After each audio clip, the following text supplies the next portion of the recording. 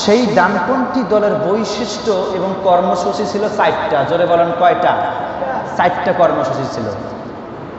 আল্লাহ রাব্বুল আলামিন সে কথা কুরআনুল কারীমের সূরা হজর 41 নং আয়াতের মধ্যে বান্দাদেরকে জানিয়ে দিচ্ছেন, ও আমার বান্দা বান্দিরা শোনো, আল্লাযীনা ইম্মাক্কান্নাহুম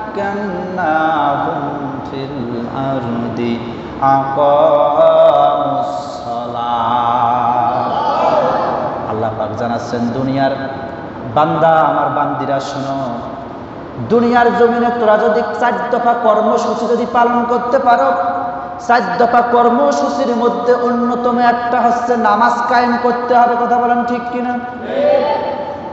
এই নামাজের আলোচনা আমরা শুনছিলাম গত জুমায়। আমরা শুনেছি 5 ওয়াক্ত নামাজ কোথা থেকে আসলো।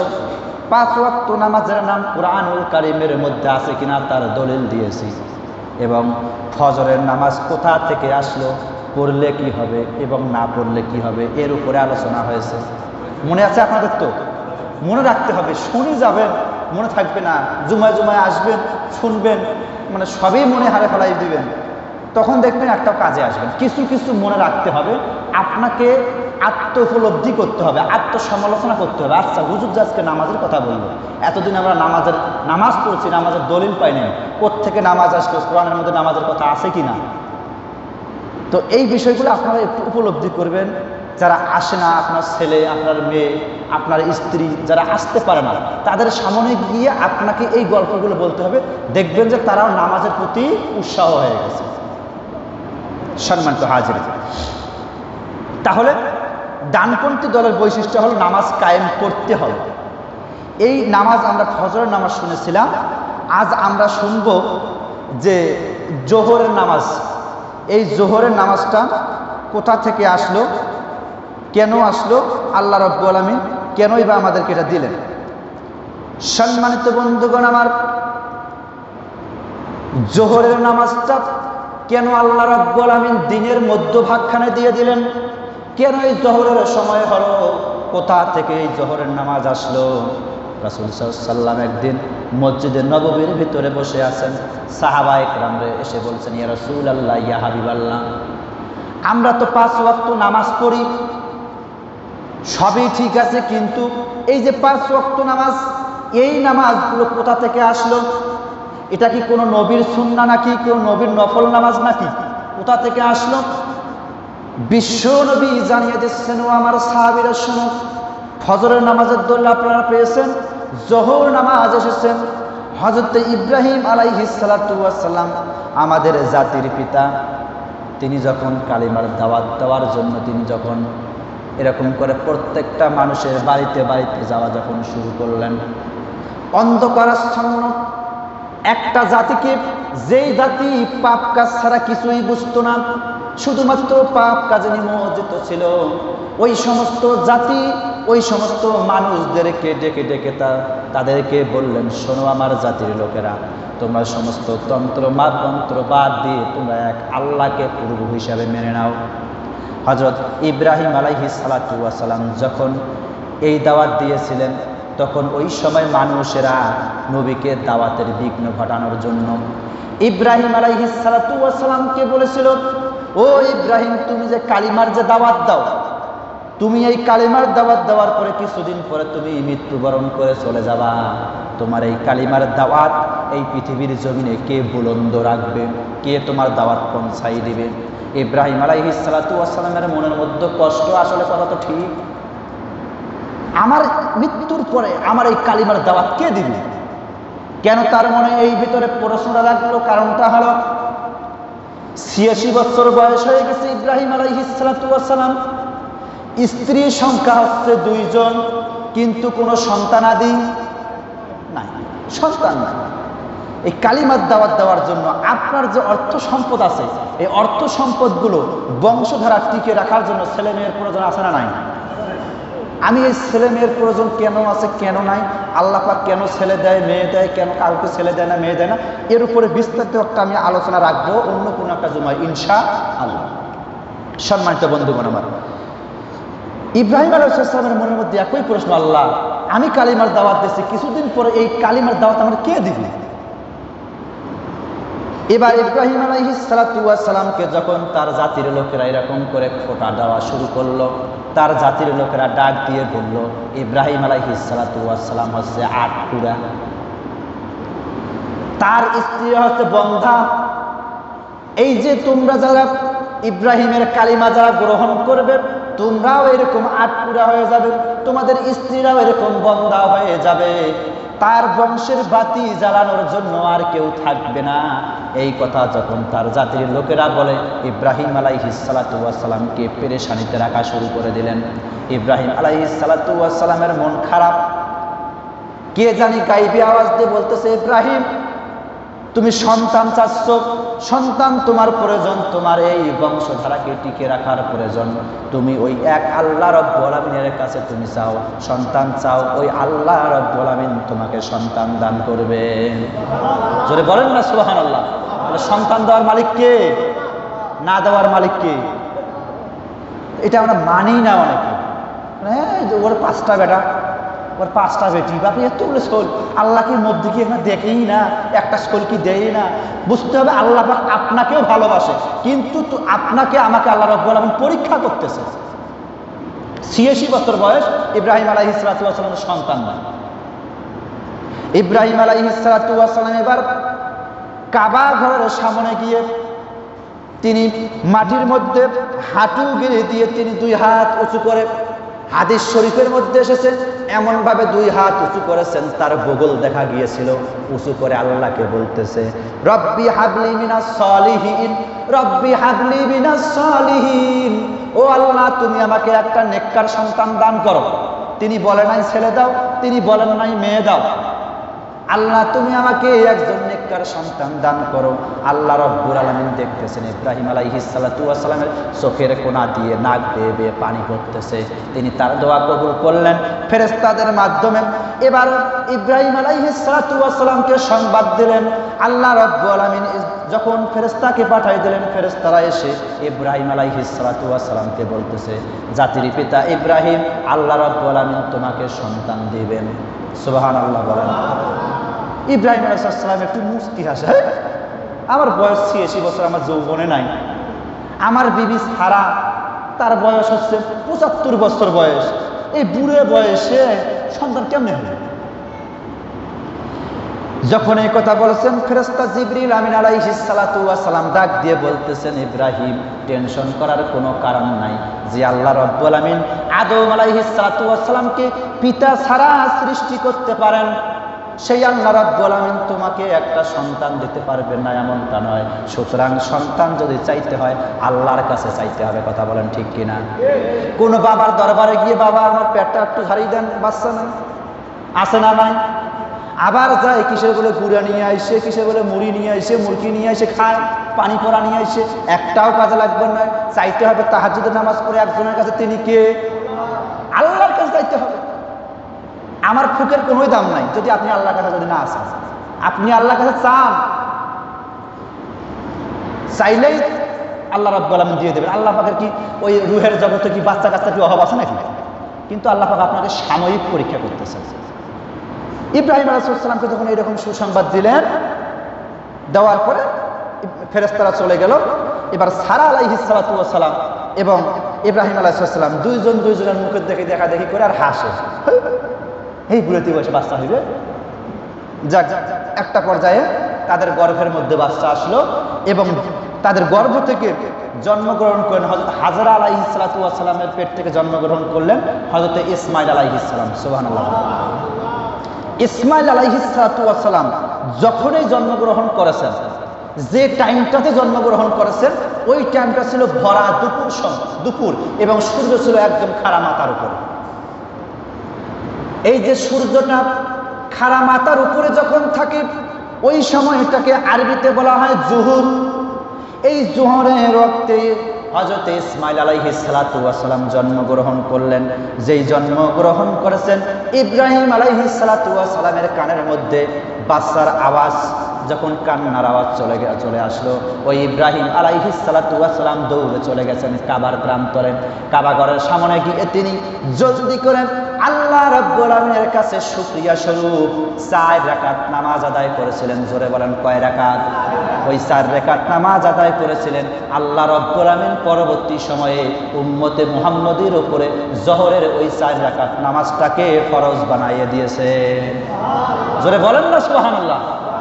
তাহলে জোহরের নামাজ কোথা থেকে আসলো এখন বলতে পারবেন না ইনশাআল্লাহ?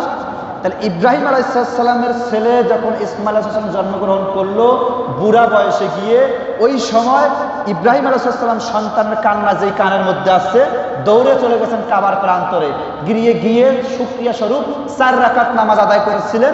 পরবর্তী সময় আল্লাহ রাব্বুল আলামিন তার কাছে 4 রাকাত নামাজ এত প্রিয় হয়ে গেছে উম্মতে মুহাম্মদের উপরে এই জোহরের সময় এই 4 রাকাত নামাজটা উম্মতে মুহাম্মদের উপরে ফরজ করে দিয়েছেন। কথা ক্লিয়ার না ভেজাল আছে?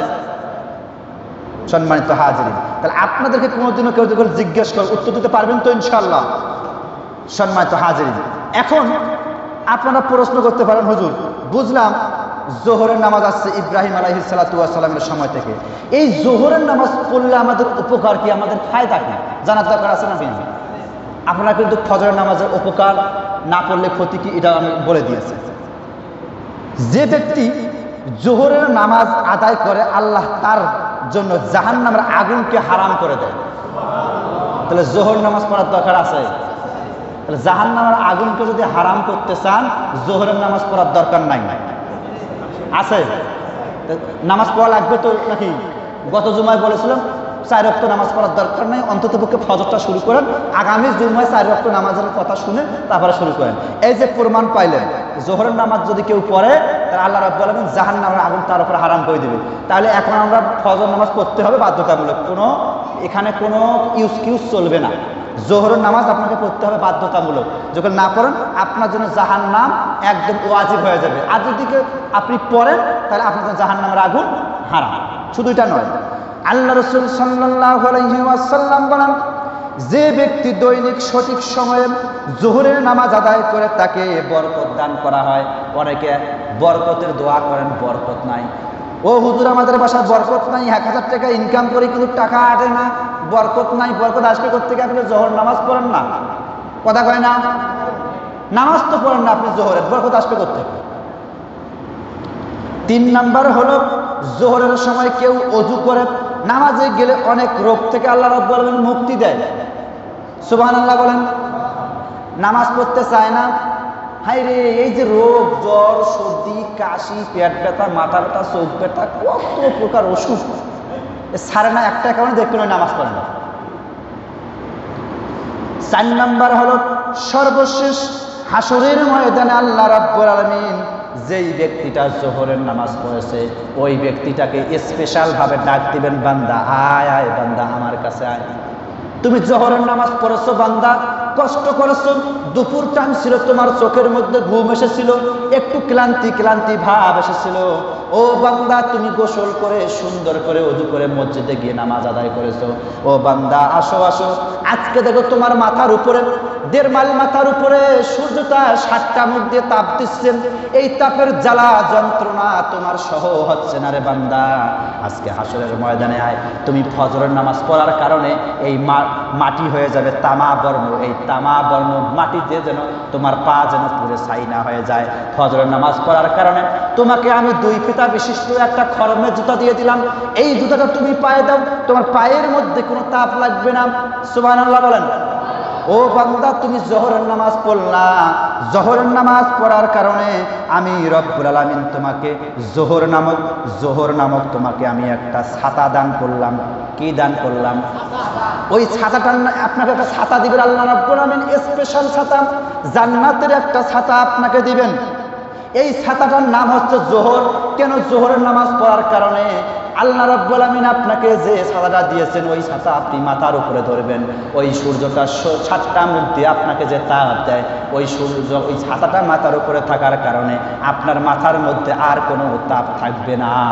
সুবহানাল্লাহ। তাহলে ফজর নামাজ পড়ার কারণে জুতা পাইলেন, তামা বর্ণ মাটির তাপ লাগলো না। আর জোহর নামাজ পড়ার কারণে আপনি ছাতা পাইলেন উপর থেকে, আপনাকে সূর্যের তাপ আর লাগলো না। লাভ না লস? জোহর নামাজ পড়ার দরকার আছে না নাই? পড়বো তো ইনশাআল্লাহ। সম্মানিত বন্ধুগণ আমার, এই হলো জোহরের নামাজের ফজিলত। এবার আসরের নামাজের আমরা চলে যাই। আসরের নামাজ, তাহলে আমরা ফজর পাইলাম, জোহর পাইলাম দলিল সহ। এখন আসেন আসরের নামাজ। খুব কান খারাপ করে শোনেন, বাসায় গিয়ে গল্প করবেন তো ইনশাল্লাহ। আপনারা শুনবেন, এটা আপনাদের হক, কিন্তু আপনার স্ত্রীরা, আপনার সন্তানরা জানবে না। যখন আপনি যখন না বলেন, তাহলে আমানতের খেয়ানত করলেন। কারণ তারা যদি কেউ নামাজ না পড়ে আর আপনি যদি কেউ নামাজ যদি কেউ পড়েন, ওর নামাজের কোনোই দাম নাই। কারণ ওই স্ত্রীরা, আপনি জানা যায় স্ত্রীরা স্বামী ধন, শুনুন, আপনাকে দুনিয়ার জন্য কত আই লাভ ইউ বলছি গো, কত আপনাকে সুন্দর সুন্দর খাবার রান্না করে দিচ্ছি, কই যান জান্নাতে? আমাকে না, না তোমার তো তুমি তো জাহান নামে না। ও তুমি নামাজ পড়ে হুজুরের ওয়াজ শুনে জান্নাতে যাবা, আর তুমি আজকে আমাকে জাহান্নামে ঠেলে দেবে, এটা হতে পারে না। আর ওই সময় আল্লাহর আদালতে ট্রাইব্যুনালের মামলা, আন্তর্জাতিক ট্রাইব্যুনালের মামলা আপনাকে দিয়ে দিবেন, এবং ওই শেষে ওই স্ত্রী সহ আপনি দুইজনে জাহান্নামের মধ্যে চলে যাবেন। নাউজুবিল্লাহ। তাদেরকে গিয়েও সতর্ক করবেন ইনশাআল্লাহ। আসর নামাজ এসেছে হযরতে মূসা আলাইহিস সালাতু ওয়াস সালামের সময় থেকে। কিরকম করে? হযরত মূসা আলাইহিস সালাতু ওয়াস সালাম তিনি যখন তার জাতির লোকদেরকে যখন কালেমার দাওয়াত দেওয়া যখন শুরু করলেন, কান খাড়া করেন, তার জাতির লোকেরা মূসা আলাইহিস সালাতু ওয়াস সালামকে একটা গালি দিয়েছে। আপনারা জানেন সেই গালিটা কি? গালিটা দেওয়ার কারণ হলো মূসা আলাইহিস সালাম একটু লাজুক টাইপের লোক ছিলেন। আমি এই আলোচনাটা বিস্তারিত করবো, মুসলমান টাচ দিয়ে যাই। মূসা আলাইহিস সালামকে যে কথা বলে গালি দিয়েছিলেন সেটা হচ্ছে, পুরুষ মানুষের একটা ছোট হয় একটা বড় হয়, এটাকে আপনারা কি বলেন? এই এক শিরে বুঝে ফেলাইছেন। এই এক শিরে রোগ বলে মূসা আলাইহিস সালামকে গালি দিত। হ্যাঁ মূসা, তোমার এক শিরে রোগ কেন? মূসা আলাইহিস সালাম যখন গোসলে যাইতো তখন কাপড় পরে গোসল করত। তিনি যখন কোনো নদীতে যাইতো কাপড় পরে তিনি গোসল করতো। তার জাতির লোকেরা কয়, কি রে, আমরা যখন পুকুরের মধ্যে চলে যাই, নদীর মধ্যে যখন চলে যাই, বাসার মধ্যে যখন চলে যাই, ওদের একটা বৈশিষ্ট্য, যখন নদীতে গোসল করতে যাইতো একে গোষ্ঠী শুধু সকলেই কাপড় চোপড় উপরে থুয়ে তারা নদীর মধ্যে নামে তারা উলঙ্গভাবে গোসল করতো। কে ছেলে, কে মেয়ে, কে বাবা, কে দাদা, কে নানা, কোনো এগুলো দেখাশোনা নাই, সকলেই উলঙ্গ হয়ে গোসল করতো। ওই মজলিসের ভেতরে মূসা আলাইহিস সালামও ছিল, তিনি কাপড় পরে গোসল করতেন। এখন তার জাতির লোকের কাছে দেখছো নিশ্চয়ই মূসার কোনো গোপন সমস্যা আছে। এইভাবে মূসা আলাইহিস সালামকে এক শিরে রোগী বলে গালি দেওয়া শুরু করলেন। পরে কি হলো আরেকদিন বলবো ইনশাল্লাহ। তখন মূসা আলাইহিস সালাম প্রচুর পেরেশানি, তার জাতির লোকদেরকে এরকম করে মারে, জেলখানায় বন্দি করে, আমাদের দেশের মতো, বুঝছেন না আপনারা? বুঝছেন না? একদল মনে করেন রান খায় আর একদল জেল খাটে, আছে না নাই? আসতেছি সামনে, ওই আলোচনা আছে। সম্মানিত হাজির, মূসা আলাইহিস সালামকে তার জাতির লোকেরা যখন কষ্ট দেওয়া শুরু করলো, এবার মূসা আলাইহিস সালাম অতিষ্ঠ হয়ে গেছেন তার জাতির এই লোকের এই পেরেশানির কারণে। এবার আল্লাহ রাব্বুল আলামিন মূসা আলাইহিস সালামের উপরে ওহী নাযিল করলেন। ফাআওহাইনা ইলা মূসা আনিদরিব বিআসাকাল বাহরা ফানফালাকা ফাকানা কুল্লা ফিরকিন কাত্তাউদিল আযীম। আল্লাহ রাব্বুল আলামিন ডাক দিয়ে বলেন, ওরে মূসা, আমি তোমাকে হুকুম দিলাম, এই জাতি ফিরআউনের কাছে, ফিরআউনের দরবারে তোমার থাকার কোনো প্রয়োজন নাই। তোমার জাতি বনি ইসরায়েলদেরকে সঙ্গে করে নিয়া তুমি এই বনি ইসরায়েলকে বাদ দিয়া তুমি অন্যত্র তুমি চলে যাও, তুমি ইরান শহরের মধ্যে চলে যাও। এবার মূসা আলাইহিস সালাম তার জাতির লোকদেরকে নিয়ে তিনি যখন লোহিত সাগরের সামনে চলে গেছেন, সাগরের সামনে যেই তিনি চলে গেছেন, যাওয়ার পরে এবার মূসা আলাইহিস সালাম লক্ষ্য করতেছেন, ভোরবেলা রওনা দিয়েছেন, হাঁটতে হাঁটতে আসরের ওয়াক্ত হয়ে গেছে, আসরের টাইম হয়ে গেছে। ওই সময় মূসা আলাইহিস সালাম তিনি যখন লোহিত সাগরের সামনে উপনীত হয়ে গেলেন, বনি ইসরাইলের লোকেরা এবার মূসা আলাইহিস সালামকে ডাক দিয়ে বলতেছেন, ওরে মূসা, ওই দেখো আমাদের সামন দিকে থেকে আমাদেরকে ঘেরাও করে ফেলতেছে ফিরআউন বাহিনী, আমাদেরকে মেরে ফেলবে, আর আমাদের পেছন দিকে হচ্ছে লোহিত সাগর। আমরা না পাবো সামনের দিকে আগাতে, না পাবো লোহিত সাগর পাড়িতে অন্যত্র চলে যেতে। ওরে মুসা, তুমি এবার তোমার আল্লাহর দরবারে তুমি এবার ডাক দিয়ে বলো একটা পথ যেন আমাদেরকে দেখাই দেয়। এবার মুসা আলাইহিস সালাতু ওয়াস সালাম সিজদায় পড়ে গেছেন। আয় আল্লাহ তাআলা, আমার জাতির লোকেরা কি ফিরআউনের কাছে মারা পড়বে নাকি? আল্লাহ রাব্বুল আলামিন ডাক দিয়ে বললেন, মুসারে টেনশন করার কোনো কারণ নাই। ফাআওহাইনা ইলা মুসা আনিদরিব বিআসাকাল বাহরা। ও মুসা, তোমার হাতের মধ্যে ওটা কি? হাতের মধ্যে কি?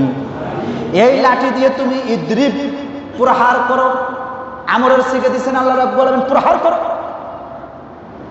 তুমি নদীর মধ্যে তুমি আঘাত করো, প্রহার করো। মুসা কয় প্রহার করে কি হবে? করো না। যেই মুসা আলাইহিস সালাম তার হাতের লাঠি দিয়ে লোহিত সাগরের মধ্যে বাড়ি দিয়েছেন, বাড়ি দেওয়ার সঙ্গে সঙ্গে 12টা রাস্তা তৈরি হয়েছে। এমন ভাবে তৈরি হয়েছে, আল্লাহ রাব্বুল আলামিন সে কথা বলছেন, ওয়া আজলাফনা সামাল আখরিন। যে আঘাত করেছেন পানিগুলো পাহাড়ের মতো দুই দিকে প্রাচীর হয়ে গেছে, মনে হয় টাইলস লাগা রাস্তা তৈরি হয়ে গেছে। 12টা দলে বিভক্ত ছিল বনি ইসরায়েলেরা, তারা 12টা রাস্তা দিয়ে সুন্দর করে চলে গেছে। এইদিকে ফিরআউন কাছাকাছি চলে আসলো, আসি দেখে হায় হায় হায়, আমার বাপে এত সুন্দর করে রাস্তা বানাইছে গো, এই টাইলসের রাস্তা আমি কোনোদিনও দেখি নাই। এবার কি হলো? ওয়া আজলাফা সামাল আখরিন। এবার আল্লাহ রাব্বুল আলামিন প্রথম দলটাকে যখন পার করে দিলেন, প্রথম দলটা বলতে মুসা আলাইহিস সালাম যখন লোহিত সাগর পাড়ি দিয়ে যখন অন্যত্র চলে গেছে, এবার ফিরআউন তিনি নামবেন, কিন্তু নামতে চাচ্ছেন না। ফিরআউন কিন্তু জানে যে ভেজাল আছে, ফিরআউন কিন্তু নামতে চায় না। কিন্তু ওই যে হামান এসে বলতেছে, ভাইজান মুসা চলে যাচ্ছে, তো মুসাকে ধরেন, মুসাকে মারতে হবে। বাংলার জমিনে কোরআন রাজ কায়েম হচ্ছে, হুজুরদেরকে ধর, এই মারো মারো মারো। না হলে কিন্তু সংসদে যদি হুজুররা যায়, যদি কোরআন রাজ কায়েম করে, তাহলে আমাদের বিপদ আছে। বিপদ তো অলরেডি চাপিয়ে গেছে। ওই দলের নাম নিতে যারা নিজেকে স্বাচ্ছন্দ্য বোধ করতো, আমি অমুক দলের নেতা নেত্রী, আজকে তারা ঘর থেকে বের হতে পারছে না। কথা বলেন ঠিক কিনা? এটা হলো ফিরআউন এবং হামানের চরিত্র ছিল। জান ওই যে পার হয়ে যাচ্ছে, ধরেন হামান। এখন হামান যখন এই কথা বলছে, মুসা কয় কি, না মনে হয় বিপদ আছে। বা কিসের বিপদ? ওই যে মিজানুর রহমান আজিজ ওয়াজ করে বলেছে লক্ষ লক্ষ মানুষকে নিয়ে, সাইদি সাহেব ওয়াজ করতেছে লক্ষ লক্ষ মানুষকে নিয়ে। এই জাতিরা, এই যুবকেরা যদি জাগে যে আমরা দেশের মধ্যে যে আগডুম বাগডুম করতেছি, এই আগডুম বাগডুম যখন তারা জানতে পারবে, আমাদের কাছে সিয়ান নিবে রে, ওদের ধর পাকটাও করতে হবে, ধরতে হবে। এই পর্যায়ে গিয়ে তারা এমন সিদ্ধান্ত নিল, জাতির সমস্ত যুবক এবং যুবতীদেরকে শিক্ষা ব্যবস্থার মধ্যে এমন একটা ঘটনা ঘটাইলো, যাতে করে যুবক যুবতীরা তারা মোবাইল নিয়ে ব্যস্ত থাকবে, গেম খেলবে, তারা সবসময় ফ্রি মিক্সিং করবে, তারা এদিকে পার্কে গিয়ে ঘোরাফেরা করবে। ওরা মনে করেছিল যুবক যুবতীরা এভাবে ঘোরাফেরা করে, এদের ভিতরে মনে হয় ইসলাম নাই। এখন বুঝছে তারা যে আমাদের এই শিক্ষা ব্যবস্থা চালু করার পরেও কই দেখি কোনো কাজে আসলো না। যাদের বিরুদ্ধে আমরা যাদেরকে মূর্খ বানাতে চাইলাম, যাদের দ্বারায় ও তাদের জাতিদেরকে পতন করাতে চাইলাম, সেই যুবক যুবতীকে আজকে আমাদেরকে এমন পতন করাইলো, আমাদের কাছ থেকে গদি কেড়ে নিয়ে আমাদেরকে দেশে থাকতে দিল না, মামু বাড়ি দিল্লিতে পাঠাই দিলে। কথা বলেন ঠিক কিনা? এখন হামান কেমন আছে, দৌড়ান, ধরতে হবে ওদেরকে। এখন ধরবে যা, নিজেই পাকড়াও, নিজেই চলে গেছে ভারতের। কথা বলেন ঠিক কিনা? ধরবে আমাদেরকে, আর ধরা পড়লো তারা। এই ঘটনা সামনে হামান চান না। এখন ফিরআউন সহজে নামতে চায় নাই, কিন্তু তার আশেপাশে এমপি মন্ত্রীদের জোরে।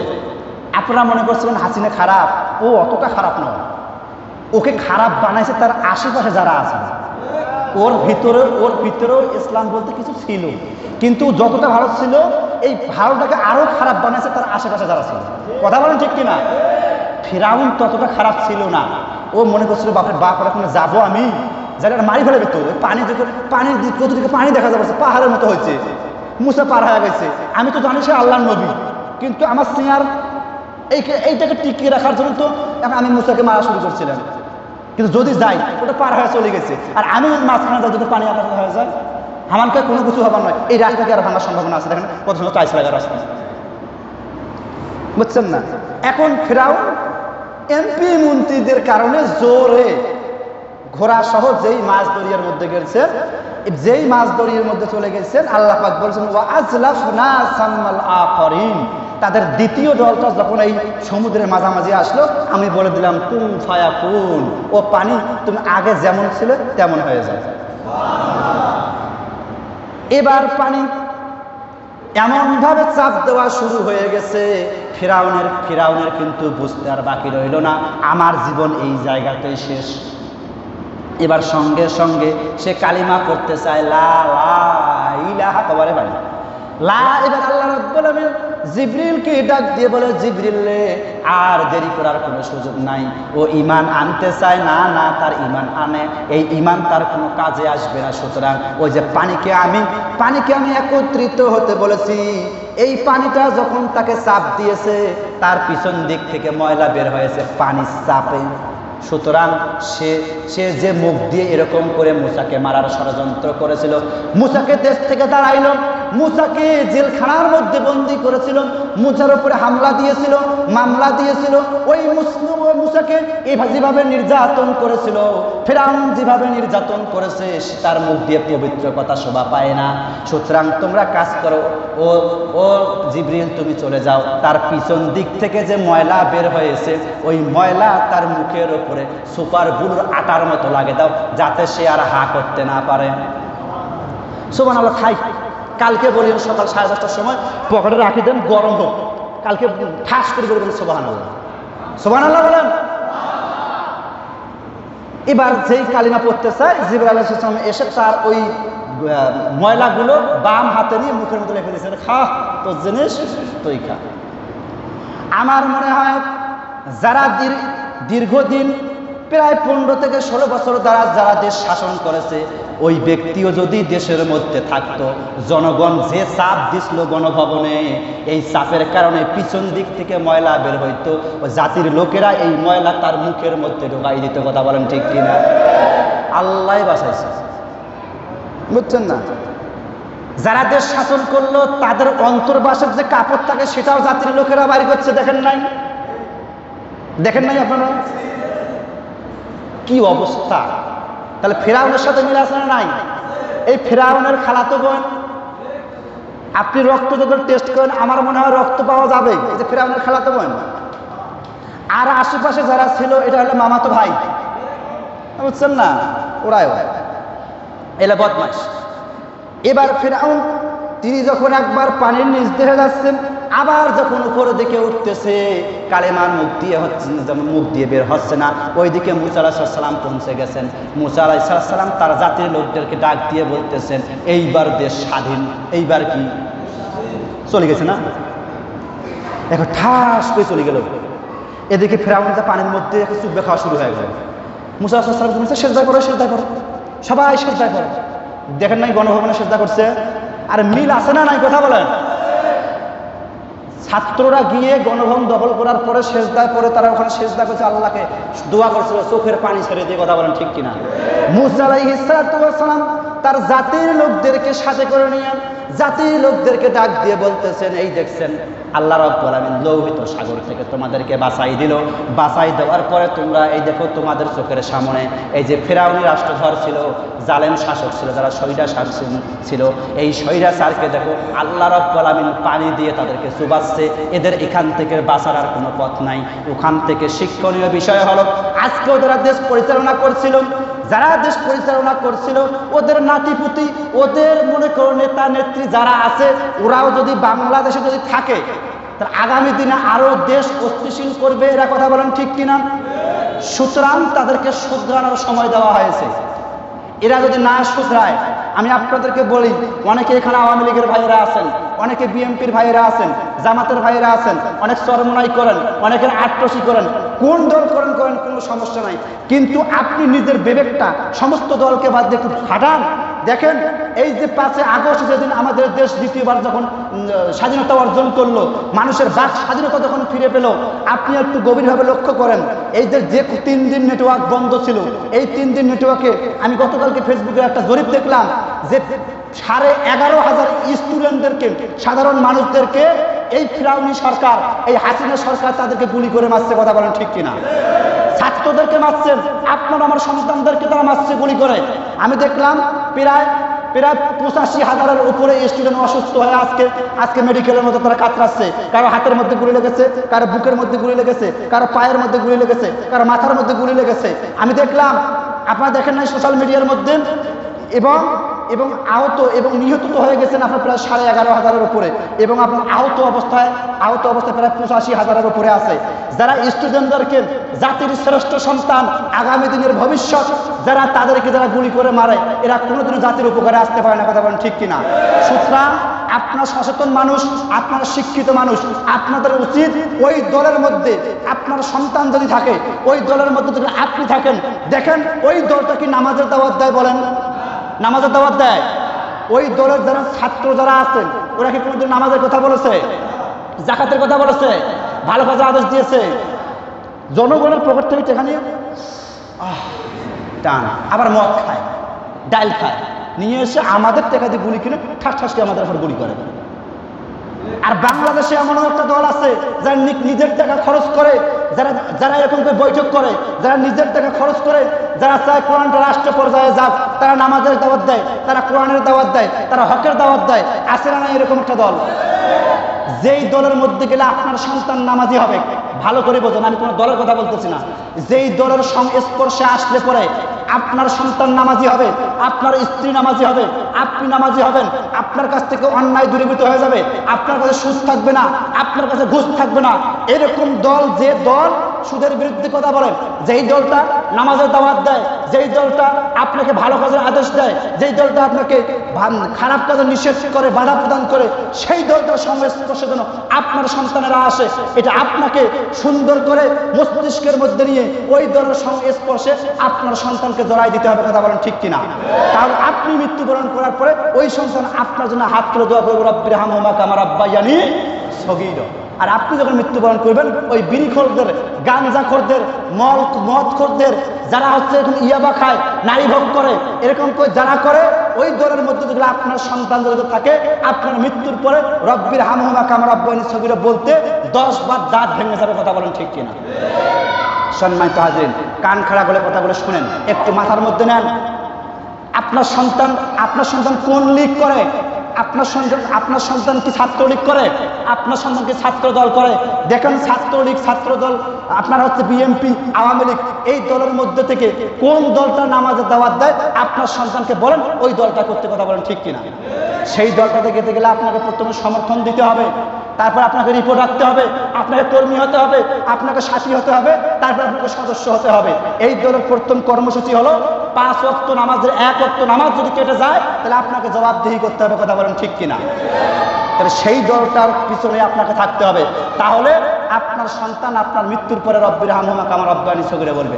নাহলে আপনি যে সম্পদ রেখে যাচ্ছেন, আপনার সেই সন্তান আপনার মৃত্যুর পরে আপনার সম্পদ খরচ করে মদ খাবে, ডাল খাবে, এবং আপনার কথা সে ভুলে যাবে। কথা বলেন ঠিক কিনা?